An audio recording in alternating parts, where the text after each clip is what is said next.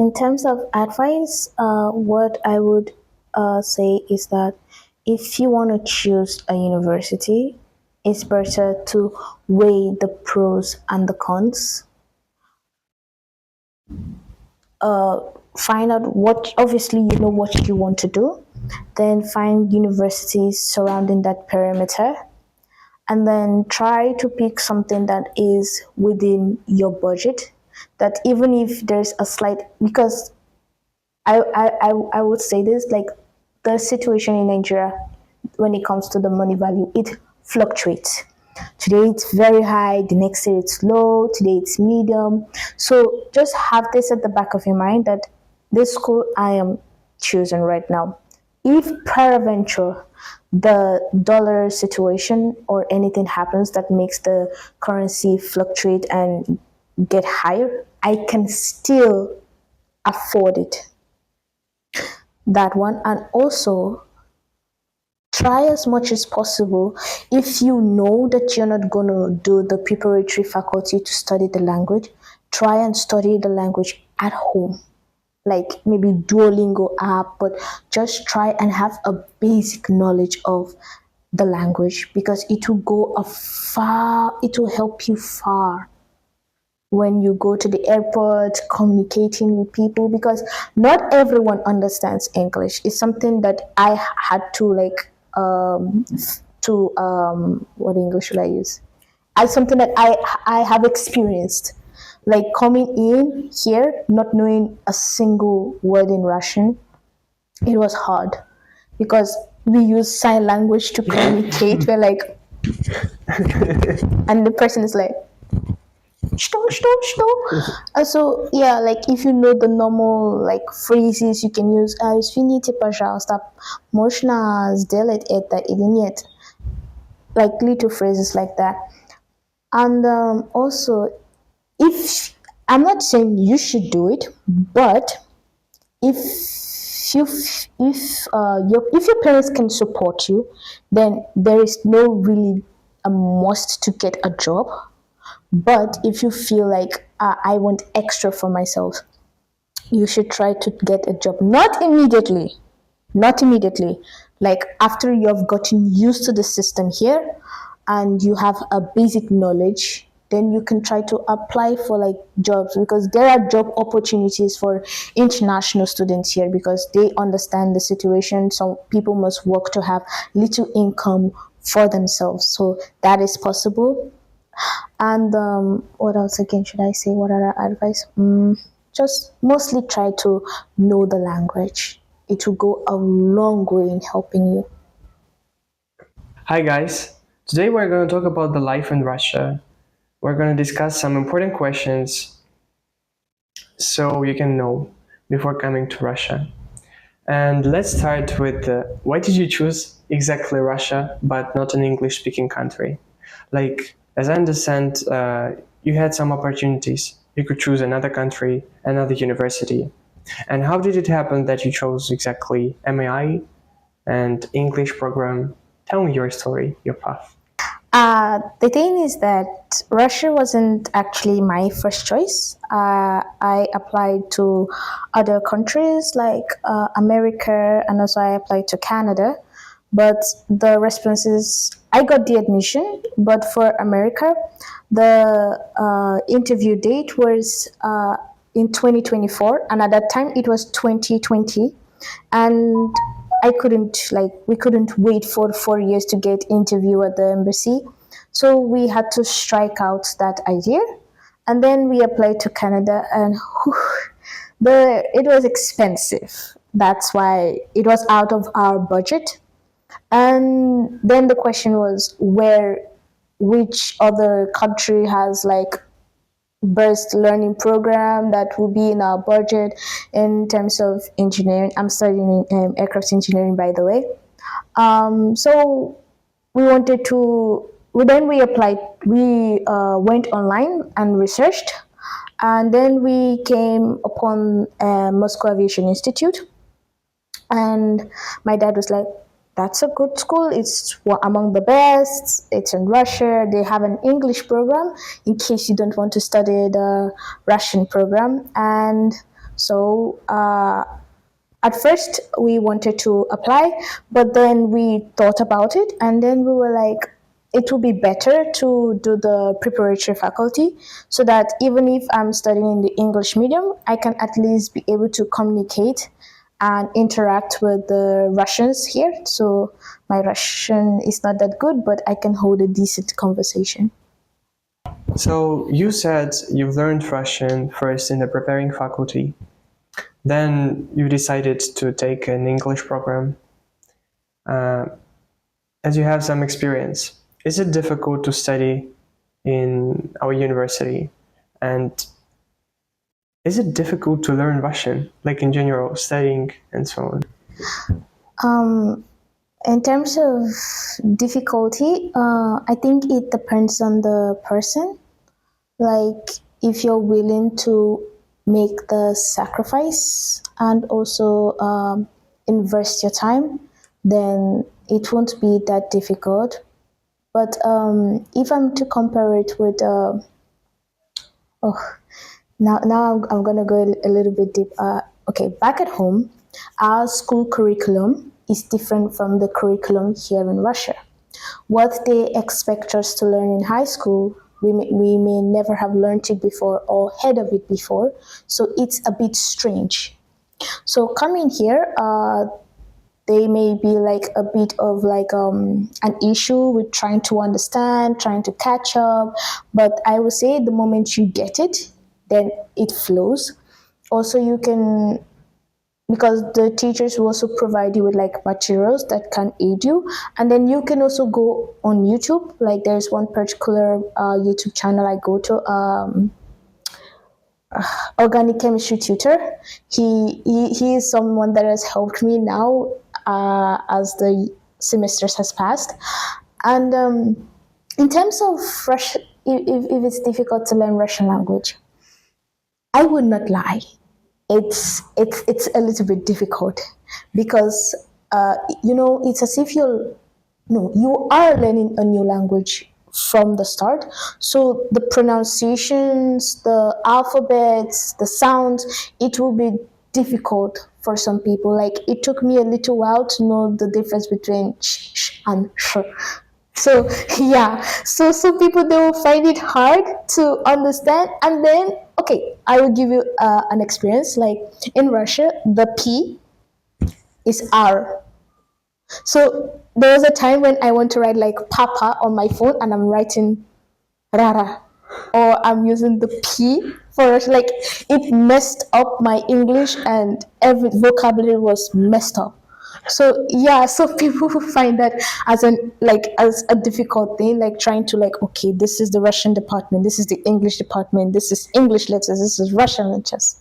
So it can be difficult at first, but the moment you get a hang of it, it's easy. But some verbs are, ah, if you know, you know. If you know, you know. By the way, it is in April now, and there was an event, in March, a tragic case when a lot of people died. Let's talk about the safety in Russia. Right, in general, right now, how do you feel about safety? What do you think? In in terms of safety, I would say that, actually, I would say no place in this world is 100% safe. However, there are some measures here in Russia that tries to obtain that 100%, that tries to maximize that full safety. Here, if you do a crime, you're easily caught. They have your like fingerprints to catch you and stuff like that. So it's difficult for you to do a crime and get out scot free. So that's why people, they don't really just do crimes, because they know that they will be caught and there will be consequences. And it's actually it was actually a cultural shock for me, coming from Nigeria, because back at home, like around 10, 11, 9, everyone is back in their house, like especially like ladies and stuff like that. But here, as early as 12 a.m., you will see a child walking, or like people are moving, and I'm like, are they okay? Like it's not that they don't regard their safety; they just have full trust in the safety system. Like nothing will happen. If anything happens, they will be caught and stuff like that. That's why the unfortunate event that happened in March, in less than a week, they were caught, they were apprehended. It's something that will hardly happen in other countries. Sometimes it may take months, or they may end up escaping and stuff like that. But here, within a week, everything was sorted out. They were caught, they were apprehended. So I can't really say for sure, because at the same time, not everything will be leaked out to people in the public. Like there are some things that may be kept private. I think maybe to suit the citizens and everyone living here, to suit them down so that there won't be a panic. But based on the recent, I've been here for like a year and some months.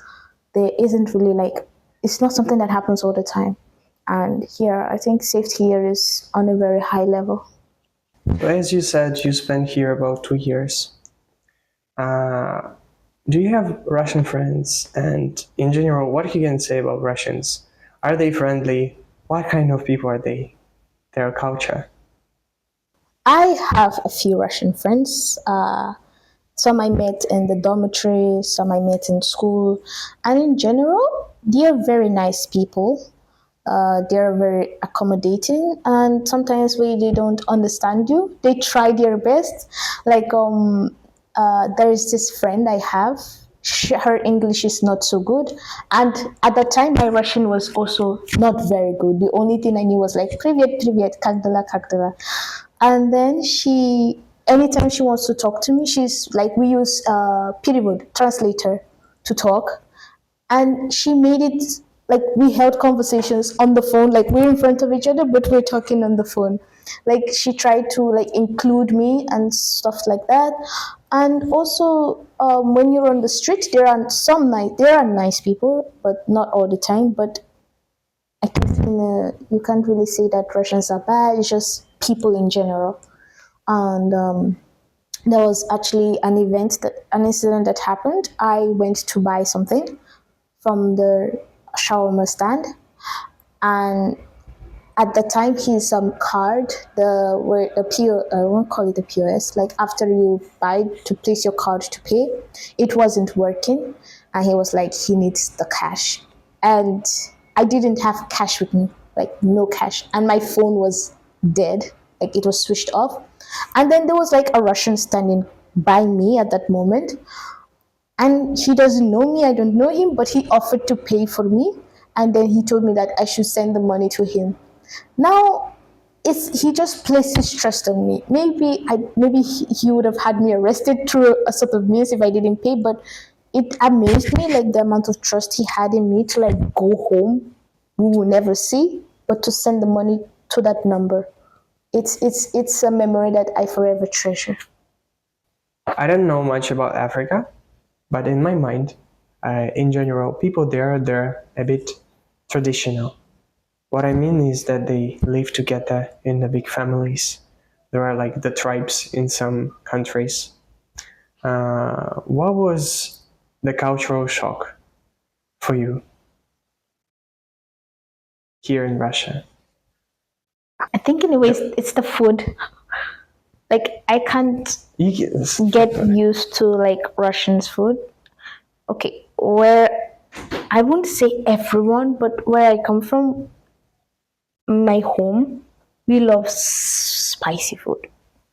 Like we have different kinds, million types of, I won't say million, but there are different kinds of hot pepper. But here in Russia, I'm looking for like when they put like this is very spicy, and then I eat it and I'm like, what? Like it tastes like classiceski shawarma and ostrich shawarma. It's the same. There's no difference. Maybe the difference is just the color of the sauce. It's not spicy. So I think that's something I'm still trying to get used to. Other cultural And shocks. once you just told me that we should appreciate the things that we have around us. I mean, you remember we talked sometime and you said that you should be grateful for some things here in Russia as you were born in Russia. Okay, maybe it's because I haven't been to other parts of Russia, but where I'm from, okay, uh, I have a hometown. I have a village, my mom's village. So there are lots of like, it's so natural, like the breeze, the air, it's calm, it's soothing, the atmosphere is different. It's something that I haven't gotten here in Russia. Maybe it's because I haven't gone out more to like the outskirts of Russia. But it's something that I miss so much back at home, to just go home and enjoy the cool breeze and the calm atmosphere and not hear the sound of honking all the time or people shouting and screaming. But I'm not saying that Russia is noisy. It's actually quite calm, but it's not just the same. And another culture shock. Yeah, some people would come at me for this, but the thing is, the free Wi-Fi in the metro. It's oof. Like it's not something that we have in Nigeria. Maybe it's where I am, the area where I am, but no, we don't have like free Wi-Fi.